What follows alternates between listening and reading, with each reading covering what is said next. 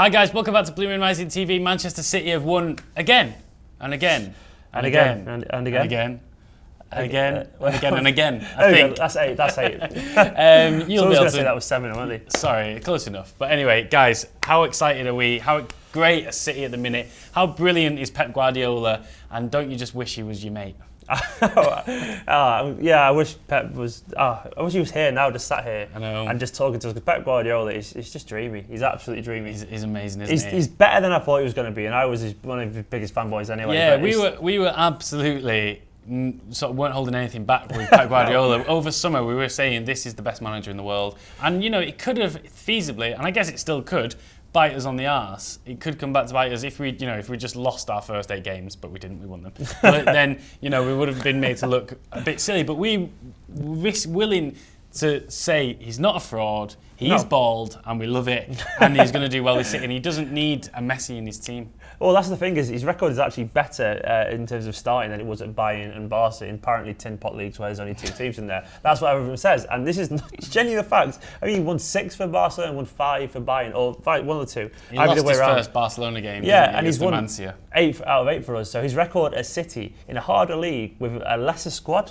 I think it's fair to say in general, and what he's done with the players as well. That's what makes it even more exciting. It's not like he's gone out and bought loads of great players. He has, but it's not like he's bought a whole new squad. He's made people like Sterling and Kolarov, all these people, into something that they just simply weren't last year. Add that to the fact that he's done it against very hard teams, up against a style that he won't be used to, and he's just taken it all in his stride. And if anything, his reputation has been enhanced, in my opinion, by these first 2 months. He looks like he's better than what we thought he was going to be, and it's great. And there will be mistakes, but so far it's 10 out of 10, 11 out of 10. He's breaking records for Manchester City, the longest winning streak for a new manager in City's history, which was a record since 1897, a club with no history, remember? And he's 1 game away from breaking the record for most wins for a new manager in the Premier League. Yeah, Ancelotti's got 5 wins in his first season at Chelsea, and he's got 5 as well, Guardiola now. If he beats Swansea at the weekend, which, fingers crossed, is likely, and he's broken records already, and that's what he does, Guardiola, genuinely. He just breaks records,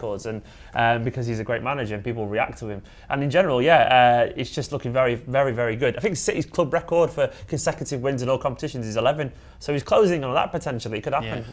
I remember when Mark Hughes broke the record for most draws ever at Manchester City. I remember every week we just kept drawing. This seems like a world away now, doesn't it? It is a world away. And you know what? Before we get onto the fan cam reactions, I think that Pep Guardiola, I think this team, I think he's almost liberated by the fact that he doesn't I think Bayern maybe weren't as suited to him as maybe this Manchester City team will be. Well, this team has been set up for him.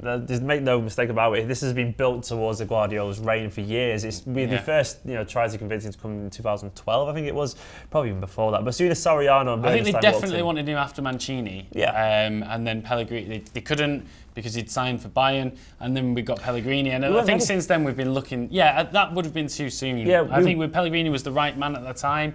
He settled the ship after the chaos of Mancini, who we also love. But he wasn't the right man at that point. In general, we've been setting up for this moment for a long time. If you look at even just how the academy players play, I've watched the academy recently for a long time, and they've been playing that Guardiola style. They've been doing that inverted fullback things. They've been playing the formations that he does. They've been having ball-playing goalkeepers who've built this academy for him. We've obviously grown exponentially. We've got a certain kind of player in general. Everything we've been doing has been set up to get this manager of this high quality, and because he's a man who leaves an imprint on a squad and how it plays, and that's what they want. They don't want a quick fix job. That's why when people were saying the likes of Simeone, maybe we should give him a go or something like that, they didn't want him, because as successful as he is, even Mourinho falls into this category, he's not the kind of person who will build a dynasty, and that's what Guardiola does, and that's why they wanted someone like him to come in, and that's why everything's been built towards this man, and that's why he fits in here so well, because everything is there for him on a plate. Everything has been made so that when he started at this club, it was seamless, and the transition would be easy for him. And so far, it's been absolutely flawless. And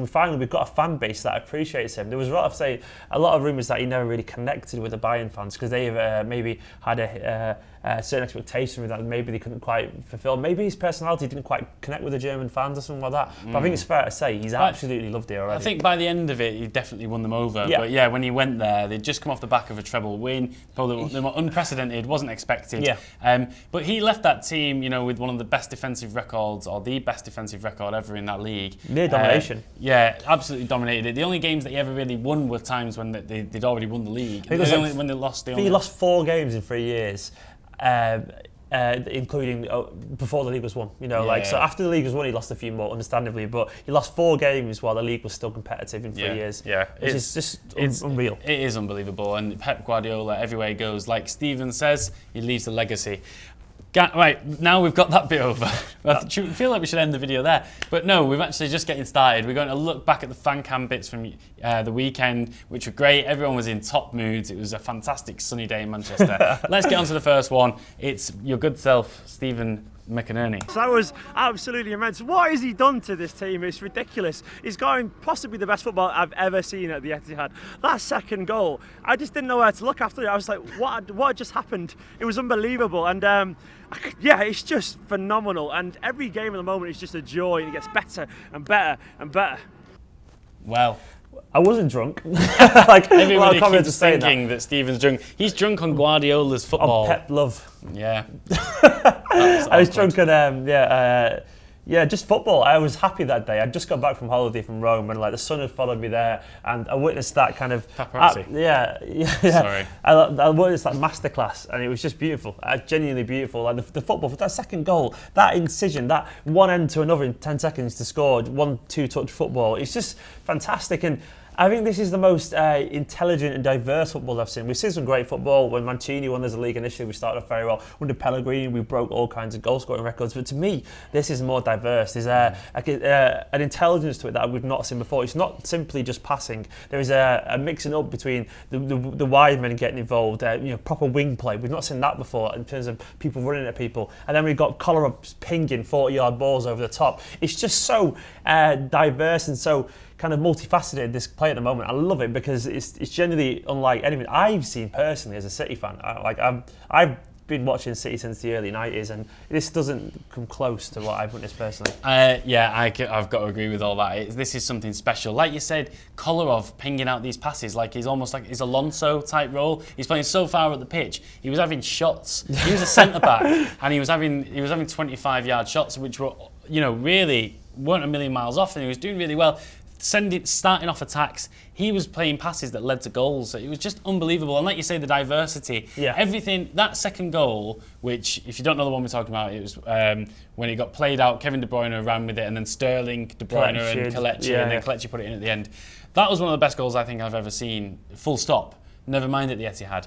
And do you remember that famous goal where, and I hate mentioning it, but Ronaldo and Rooney when they were at the Pomp, and it was a counter-attacking goal for United, and it won it was in the top few of the goal of the season. Yeah. That year, that was that, but like on steroids. It was pumped up version of that. It was pace, and intelligence, and movement. Yeah, and do you know what? Last season or a couple of seasons ago, if we'd have got into that position, we would have just dawdled with it in midfield. Yeah. We would have been happy to get possession. We would have moved it up slowly, and then we would have started passing it around outside their box. And it's like you say, when I watched City my girlfriend isn't a big City fan, but she'll sit there and watch it when I've got it on. But even she's not a football fan, but she's saying you can just see the intensity that in City now when you're watching it. They move the ball forward so quickly. It's just so obvious to the eye now. Yeah, I mean, even the thing that excites me is that it's intentional. Everything we've seen there is actually worked on. They work a lot in training. It's come out and said it quite a lot from, I think Clichy mentioned it, how they work on overloads and like 3 versus 4 or 4 versus 3 and so on, and try and maximise the potential. I mean, I'm sure most coaches do, but they don't do it to the extent that Guardiola does. There's this great thing that came out midweek saying how he's been so insistent on where Sterling should be that he's drawn chalk boxes on the training pitch, so he has to stand in a certain place at all times. So he doesn't get dragged out. Yeah, he said, this is your position, you will stay in that box at training, so he learns his role, where he should be at all times. Yeah. It's that attention to detail. And that run by Sterling as well, oh my God, that was sexy. It was sexy. Unbelievable. It was Messi-esque, it really was, because he just looked like he was getting into positions with the ball that no one else would get to, and then he got a shot off, managed to sort of get it like over 180 degrees behind himself. Yeah. And he hit the post. Unbelievable. But, I mean, we could talk and talk and talk. 10 dribbles the most by any player in the Premier League. 25 goals we've seen already for the team. We're starting to get clean sheets as well. Without Aguero, Kelechi's just been brilliant. He's maintained his record for probably must be the best strike rate in the Premier League as well. He's getting goals, he's getting assists. I mean, and then you look at, United, not talking about them too much, but Rashford, who everyone's comparing Kelechi to, he got a goal as well, but Kelechi got a goal and an assist. I really like Rashford. Rashford is a very good player, obviously, but to me, the overall intelligence of Kelechi's play is improving week on week at the moment. His touch is better already this season. It's his vision, his lack of selfishness, to play Sterling in for that goal, and his movement to drag away the defender so Gundogan got him for the fourth. Yeah. That's the stuff that really, really makes you useful to the team. It's all right scoring tap-ins, but you have to be able to do more than that, and that's one thing Kelechi is learning very quickly. Even this season, his movement, his involvement around is better than it was last year. And it's because of, once again, he's learning under the master. And he's going to be a very useful team player, one who will be at least a Pedro level for us. He will score goals more or less every game he plays and gets involved with assists and creates chances. He's going to be a big part of our squad. And one day, maybe when he's about 22, he'll be stepping into Sergio's boots potentially and being the star in his own right. But for now, he's a bloody good backup. They were. I think that's a good summary. I think both of those players, Kelechi and Rashford, they were both used as impact subs to against tired defensive legs, and they both did that really, really well. And you don't necessarily need a lot of intelligence to play that role. You just come on and you blast them with your pace. Yeah. But now I think we're seeing both Kelechi's now getting 90 minutes, and he's managing to keep it up over 90 minutes. That's the impressive thing, isn't it? It's not like he's just getting, he's had a tap in with 5 minutes of the game. Of course, his ratio is good, but now he's actually playing 90 minutes and getting assists and still his scoring. work rate is immense as well. When he gets the ball, he's like De Bruyne as well. The work rate is unreal. As soon as the ball is turned over and we get possession, bam, pass the ball, keep running at the goal and give them options. Give Sterling, give Nolito options. Speaking of Nolito, probably the only black mark, but I don't really even care. I tell you what, let's just hit play on the clip and let's see. That's terrible reffing. All he did was that. So the Bournemouth players go, dead. It was probably a bit more than that. But, I think you didn't see or give him that, but it's still funny, so it's good. Yeah. That's probably the least bothered I've been about a red card in my life. I reckon it was in reaction to that City video with the hugs, when he was like, Nolito only hugs, he was like, look a bit soft here. Cleaning up his image I've got to just nut someone. It was so random. Yeah. But he deserved the red card. I absolutely love Nolito, though. He's probably one of the players that has gone under the radar a little bit in the wider press, just because he's not De Bruyne and Sterling are taking so much of the plot. It's rightfully so. There's just not enough column space to fit every single player in. No. But you mentioned Pedro before. I think Nolito is going to be City's Pedro. I think he's going to be one of those players who's going to be a solid 8 out of 10, week in, week out. His work rate's very high.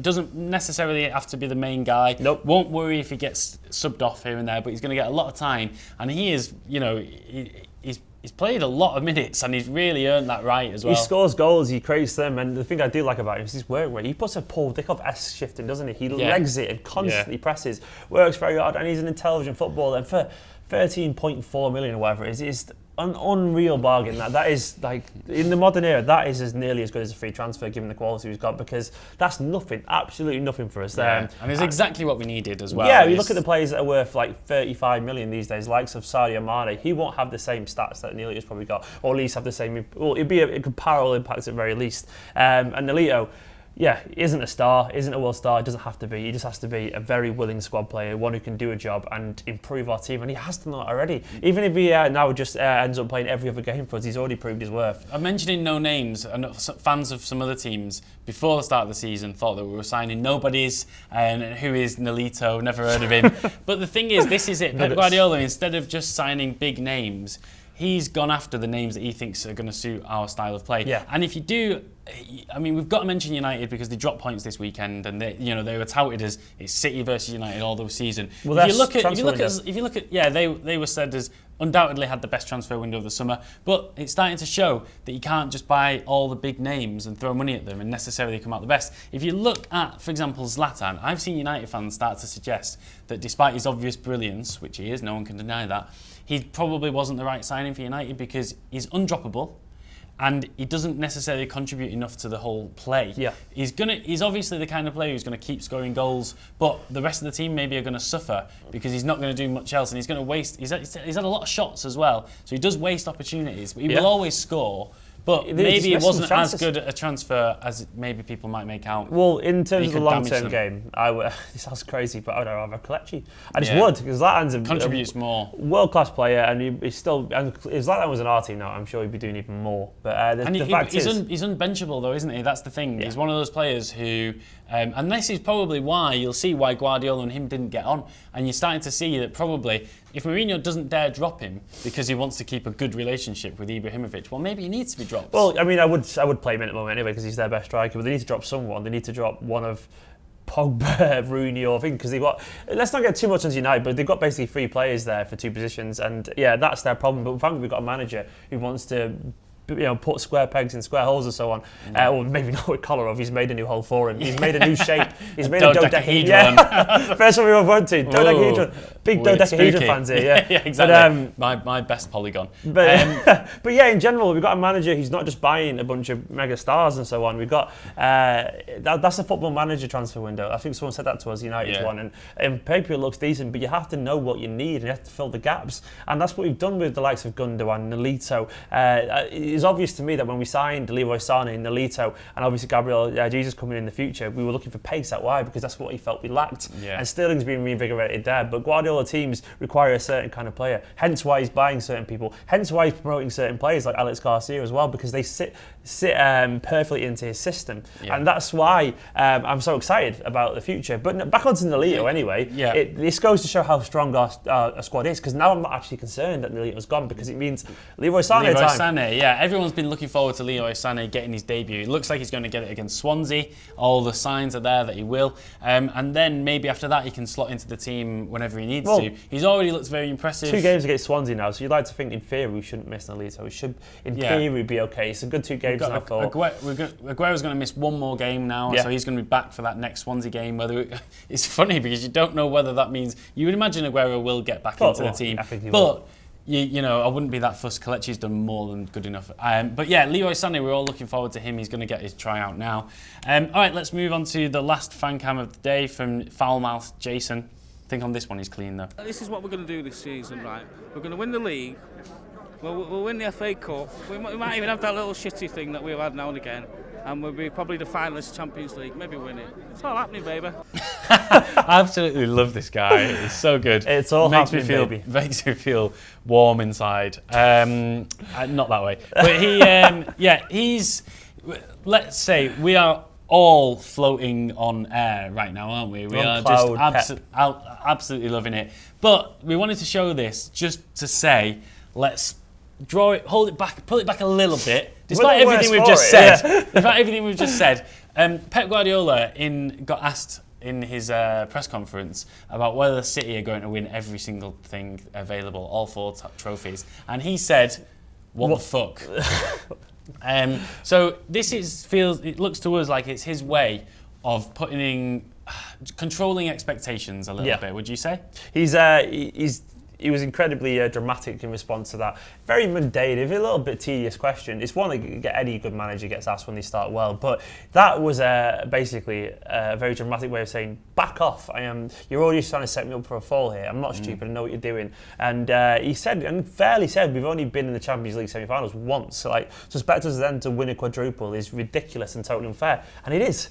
I'm incredibly excited by this team, but I don't think we're going to win 4 trophies. Of course we're not. And no one's going to win 4 trophies. Maybe if we had Messi and so on, Andres Iniesta and so on, all those kind of people, it would be possible. But at the moment it isn't, especially given the strains that you have in the Premier League. It's harder for a Premier League team to win trophies than it is in something like Barcelona, in my opinion, because there's a tighter schedule. Given there's no winter break, there's more injuries, more suspensions. You play more games. There's an extra cup as well. So in general, it's harder. So I don't think we will do it. I think we'll see maybe a slight weakened team, or a changed team at very least in the Carling Cup or the League Cup even. And the Champions League, I just want us to play well. I know that sounds very defeatist, but I just want us to not bow over to a team that's deemed superior, like a Barca or a Real Madrid. I want us to go toe-to-toe with them, stand up and prove that we are finally on their level and not just these people who will kind of look it up them in aura. I want us to be that team that actually goes at these teams, gives them a game. And if we win, it'd be great. If we don't, so be it. But as long as we've tried. And that's one thing you always say about Guardiola's teams. Even when they got knocked out, Bayern versus Atletico last year, they still the better team. They battered them. But Atletico put in a perfect defensive away performance. So be it, it happens. But his team did everything they could that day apart from score. And if that happens for us, that's great as far as I'm concerned. Guardiola is right to be defensive. And I think we're right to expect that maybe at some point we're going to lose, because we are going to lose. It's not possible to win every game. But all we can do for now is enjoy it in the moment and enjoy it and look at the facts. And the facts in front of us are very, very positive. But just be prepared for when we do lose, which will happen. As Pep himself said, it's not the end of the world. Yeah, exactly. Although the media are probably going to make it look like it is. I think what we've said from the beginning, all we want is that every time we play with passion, we play with that energy. And I think Pep has made it so now. We're not relying. We can't go say enough about how we played at the weekend without Joe Hart, obviously not at the club anymore, Vincent Kompany. Yep. Yaya Toure, Sergio Aguero, David Silva. These were the players that if they were there, if they weren't there last season or 2 seasons ago, we'd have no chance. But now Pep Guardiola has built, rather than a team, he's built a system and a way of playing. And all it means is if somebody's not there, somebody else will slot in. And we'll still play to their strengths, but we know the overall way of playing stays the same. And we're not relying as much on individual brilliance. As long as everyone knows where they play and how they play, then there's no problem if somebody falls out of that. And that's why I think in the cup competitions, I think we will go far, even in the Capital One Cup, because even with our second string, we should still be able to play more or less the same kind of football, and we should still be able to dominate. But if we don't, it doesn't matter. And as long as we play well, and as you said, Bayern against Atletico last season, if 9 times out of 10 Bayern will have won that game, I reckon. If Fernando Torres is scoring against you at this age, then you know you're not in luck. And that's what happened. And with City, sometimes we're going to lose games which we were the better team in. We'll lose games which we're not the better team in as well, because it's got to happen. And some team at some point is going to have a brilliant form day against us. But we just hope that every time we go into a Champions League game, we lay everything on the line. And as you said, the fact that when you put it that way about how for years people were saying we were favourites for the league because of our spine of our team, and it was Hart, Kompany, Silva, Aguero, and it's only just hit me now when you say it out loud. That's our core of the team just isn't there. Yeah. That's only just dawned on me now during this video. No worries, mate. Yeah, the core of our team is just not there anymore, and we're still winning games. That is genuinely remarkable, and it's testament to the work they put in the training ground and the belief that is instilled in the players that we can bring someone like Kolarov in to do a Kompany's role, and we still look better than ever. Kelechi, a relatively young and tried kid, or getting Sterling like he's been, and so on. It's just brilliant. It is brilliant, and I love it. I love it. He loves it. A final word, because we somehow haven't really talked about him so far. But final word, Kevin De Bruyne. How brilliant, and is this man going to be the player of the season? He probably will be. He won't win it because it'll be whoever. As soon as Pogba scores 4 goals and does a dab, he'll win the Premier League Player of the Year probably. Not bitter, honest. Yeah, but he sold loads of shirts, so exactly, that's all that matters. But he's gone up a level. Pep himself said he's below that group of players now that sits behind Messi. He's in that same category of just being top class but not the best like Messi. And I probably would agree with that in general. He's very much up there. He's going up every week in terms of ability and performance. He's just fantastic. It's his incisiveness and his just effectiveness. Like, I love David Silva, but KDB could be better. He could be better. I think De Silva doesn't have as much to his game as Kevin De Bruyne Goals and assists does. like that. Yeah, I mean, I've heard Silva described as one-footed, short. I can't remember what else, but like if you describe him, doesn't sound like that much of a good footballer, but he is. With what he's got. Yeah. He's immense. His right foot he never uses it. But whereas De Bruyne, don't get me wrong, David Silva is one of the best players we've ever had at the club, and probably always will be. Could exceed him. But De Bruyne could exceed him. That's how that is not testament. We're not putting Silva down there because he's still right up there. We're just saying how good Kevin De Bruyne could be. To me, it's the fact that he scores as well. He scores more than he assists at the moment for City. It's ridiculous. That free kick. That was What was worked that all on. about? That was worked on. There was a great moment where Guardiola, after that free kick had gone in, I saw it back on the highlights, is he turns around and immediately points to someone, one of his technical team or someone on the bench. Either they've come up with that or Guardiola told him that he was going to do it and it's worked. And it's just that attention to detail. We got a cheeky goal there and that gave us that 1-0 Brilliant, up, I love it. which, you know, out of just something that 99 managers out of 100 would not even comprehend. It's just working, Can you isn't it? imagine Sam Allardyce doing that? You know, as much as I hope that England do well under Sam Allardyce, I think it's just two different schools of thought. But we could go on. But we've got to end it there. We'll be back tomorrow again with our preview for the Swansea game. That's going to be really interesting and exciting because we think, and Stephen will be the one leading on this, that there's going to be lots of young names in there. So this could be really, really good. You just did what? I winked. I don't know why I winked. Who what? I did a Pep. I went. All right, okay, cheeky little wink. Right, so Stephen Wink is going to be back with that. Make sure you like, comment, subscribe. Is De Bruyne going to be the best player in the league? Let us know below, and we'll see you in a bit.